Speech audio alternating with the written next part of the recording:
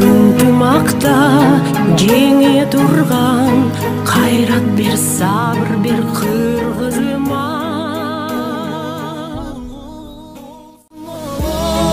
Өтіп кетет жамандың артынан жақсы келет, абалыңды сұрап тұрған бүгінгі адамға адам керек. Абалыңды сұрап тұрған бүгінгі адамға адам керек. Абалыңды сұрап тұрған бүгінгі адамға адам керек.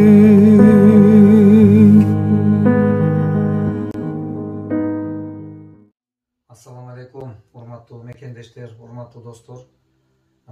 Мен бүгүнкү күндө 2 күндүк ушундай бир кыйналып турган боордошторубуз менен ушундай бир үнүн элге жеткизип коюу максатында мен сиздерге ушундай байланышка чыгып атабыз. Бул аргасыз, айласыз гана ушундай байланышка чыгуу деп ойлойм. Анткени азыр мына бул жерде Акжол бир тууганыбыз Ош шаарынын Жапалак айылында турабыз. Бул жерде бир уулдун атасы Акжол бүгүн мына ушундай сиз көрүп турган, айтпасам деле сизге белгилүү болуп тургандагыдай акыбалда турат. Ичи шишип, лоор оорусунан бүгүн көп кыргыз жабыркап жатат. Бирок ушул сөзүмдү айтар элем да, ушу мүмкүн болушунча достор, менин колуман келгендигин ушу сиздерге жеткизип коюуга аракет кылып жатам. Бул менин колуман келген аракетим, бирок сиздердин аракетиңиздер кичине болсо да кол сунуп койсоңуздар, 5-10 сом болсо да кол сунуп койсоңуздар, көптү күрсө көл болот деп канчалаган бир туугандарды жакшырып калып атат. Ошолордун катарында дагы бир Акжолго сунган колуңуз бул үй бүлөнү толук кубандырат. Мына ушул жарык дүйнөгө келишине себеп болгон энеке турат каршында. Бирок бул эне үчүн азыр канчалык кыйын болуп турганын биз сезип турабыз. Себеби эне канчалык кыйналат, уул дагы кыйналса. Ошон үчүн мен ойлойм, кайдыга карабайсыздар. Урматтуу кыргыз элим, менин балам ушу мына быйыл 10 жыл болуп калды. Ушу 10 жылдан бери ушу боорубуз мени ооруп, жаткырбаган жерим калбады. Уккан жерге алып барам, ушу алым жеткен жерге алып барам. Жакында 10 күн 15 күн болуп калды, жатып больницага жаткырып чыктым. Дайым жаткырганда ушу 2-3 капель салганда жакшы болуп кайтып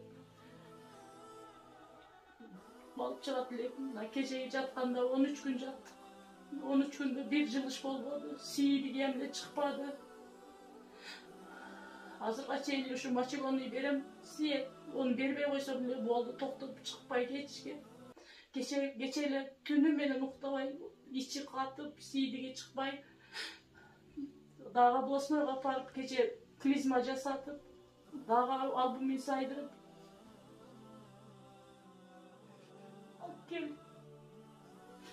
İçine su aldırış gerek deyip de su aldırgandan keyin teziraac operasiya жасатпаса болбойт. Ого бул бала муну койду.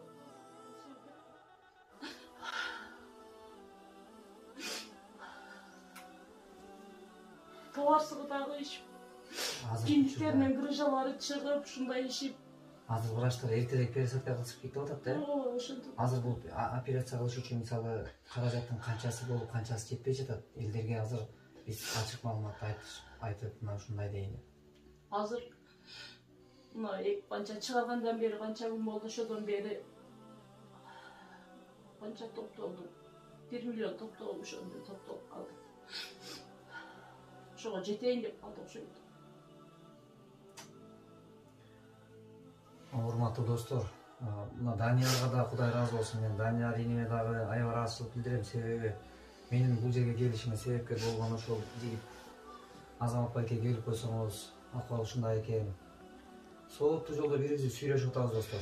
Мен бир эле сөз айткым келет. Биз күн санап ким болсок дагы ушул өмүрдөн өлүмгө жакындап баратабыз. Басып жүрөбүзбү, иштеп атабызбы, биз министрбизби, депутатпызбы, же журт башкарган президентпизби, ким болсо ал болойлу, бирок биз билишибиз керек. Күн санап өмүрдөн өлүмгө жакындап баратабыз достор. Бир туугандар, келгиле. Барчылыгыбызда, аманчылыгыбызда ушундай аракетти кылып калайлы. Азыр мына жерде көз жаш төгүп турган бир тууганым аргасыз эмне кыларын билбей турат. Менин колуман келгени достор, ушу кадамыма сооп жатса экен деп атам. ушул көз жаш төгүп турган үй бүлө бир көрүп келатабыз. Канчалаган үй бүлө ушинтип кайгы менен кайрылып, кубаныч менен бүгүн канчалар жашап жатат. Ошолордун катарында ушул үй бүлөдө болуп калса, биз Кудай алдында сооп тапкан болот элек. Өтө жакшылык кылган болот элек, достор. Эми мен айткым келет, эч бир үй бүлөдө монтип эне көз жаш төкпөсүн. Мына биздин да, сиздер көрүп аткан сиздерде да балдар бар. Бизде да балдар бар. Бирок минтип балдардын аргасы эмне кыларын билишпей атат. Ушул кыйын акыбал болуп атат да. Анан ошон үчүн кайдыгер карап алачы. Колуңардан келишинче жардам бергиле, достор. Мен ишенем, кыргыз элибиз айкөл бирешен эл, сөзсүз колдоо калат. Сиздер ыйлабаңыздар буюрса. Кудайым өзү жардам берген болсун. Алла Таала өзү кадырзат. Кудайым бир туганым. Алла Таала өзү берген дарттан шифа берсин. Мен тилектешмин, жүрөгүм менен тилектешмин. Ушул биздин колубуздан эмне келет? Мен ошол нерсени жасаганга даярмын. Сен түнүс чаласыңбы, күндүзбү, кайсыл учур болсун, менин колуман келген нерсени жасаганга колума кеччи, сөзүмдү берем, Кудай буйрса. Жакшы болуп кетесиң. Эң башкысы үмүтсүздүк болбосун бизде. Биз үмүт мененбиз. Бир эле шайтан үмүтсүздүк, Биз Кудай буйрса аракет кылабыз. Сен эч эме кылба. Ошол жылдан бери үмүт кылам, ушул жакшы болуп кетет. Жакшы болуп кетет деп эле үмүт кылып эле. Анан бул жерде ушул жарык дүйнөгө келишине себеп болгон атасы өзү донор болуп берейин деп турат экен. Эне болсо батасын берип турат. Но бир үй бүлөдө бири биринен ажырап калуу коркунучунда турат, достор. Ушул эне ушундай жашынакай чырпыктай уулунан ажырап калбайын, эгерде эртеңки күнү кайсыл күндү көрөм деп коркунучта турат. Бул коркунучтан чыгарып, коркунучтан алып чыгуу мүмкүнчүлүгү бүгүн бизде бар. Эртең кеч болуп калбаш керек. Бүгүн бар мүмкүнчүлүктү туура кабыл алып, мына канчалан адамдар акчасы толуп турат, бирок максатсыз турат. Бул жерде акчасы жок, бирок уулун жакшыртайын деп аргасын таппай турат. Ошон үчүн мен ойлойм, кыргыздын айкөл уулдары келиңиздер, кыздары колубуздан келишинче колдоого алайлы. Колдон келишинче, Кудай буйрса. Ушул экран алдында турган реквизиттер ушул үй бүлөгө таандык. Ошол кол сунганыңыз бул үй бүлөгө жарык чачат. Аллах баарыңардан ыраазы болсун. Эч бир үй бүлөдө эч ким оорубасын. Коомчулукта мусулмандардын ортосунда эң жакшы маселелердин бири бул башка бир мусулмандын муктаждыгын бүтүрүү.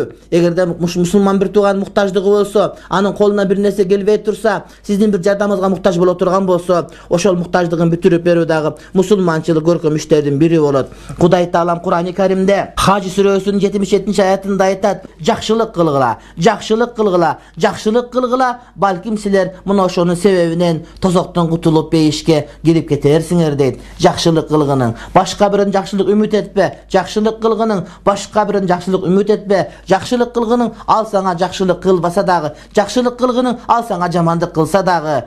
Жакшылыкка жакшылык ар кишинин иши, бирок жамандыкка жакшылык эр кишинин. Сен эр киши болгонуң, сен чыныгы адам болгонуң. Кур'ан-ы Каримде ар-rijal эр кишилер дейт. Бул аялдарга да айтылат. Эгерде бул жамандыкка жакшылык менен жооп берген болсо, айкөлдүк менен мамиле кылган болсо, мына ушул чыныгы адамдар деди.